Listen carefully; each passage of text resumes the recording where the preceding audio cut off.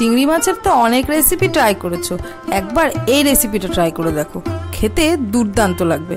প্রথমে মাছগুলো ভালো করে ধুয়ে একটা কাঁচির সাহায্যে কেটে নেব।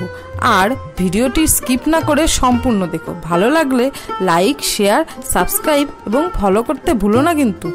এবার একটা টুথপিকের সাহায্যে পিঠের ওপর যে কালো সুতোর মতো নোংরা থাকে সেটা বার করে নেব। মিক্সির বাটিতে আদা, রসুন, কাঁচা লঙ্কা ও পেঁয়াজ সামান্য জল দিয়ে ভালো করে বেটে নেব। কড়াইতে সর্ষের তেল গরম করে মাছগুলো সামান্য লবণ ও হলুদ গুঁড়ো দিয়ে ভেজে নেব।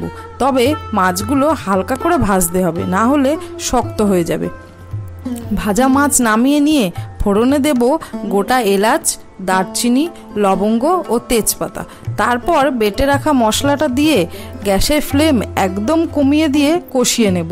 তারপর কিছু গুঁড়ো মশলা দেব, যেমন হলুদ গুঁড়ো, লবণ, চিনি, জিরে গুঁড়ো, ধনে গুঁড়ো ও কাশ্মীরি লঙ্কার গুঁড়ো দিয়ে ভালো করে নেড়ে চেড়ে বেশ খানিকটা ফেটানো টক দই দিয়ে মশলাটাকে রেডি করে নেব। মশলা রেডি হয়ে গেলে ভেজে রাখা চিংড়ি মাছগুলো দিয়ে দেব। চিংড়ি মাছ খেতে আমার তো খুব ভালো লাগে, তোমাদের কেমন লাগে অবশ্যই আমাকে কমেন্ট করে জানিও। এবার গরম মশলা গুঁড়ো ও সামান্য ঘি ছড়িয়ে নামিয়ে নিলেই রেডি গরম গরম দই চিংড়ি। আমার তো খেয়ে দারুণ লেগেছে, তোমরাও একবার অবশ্যই ট্রাই করো।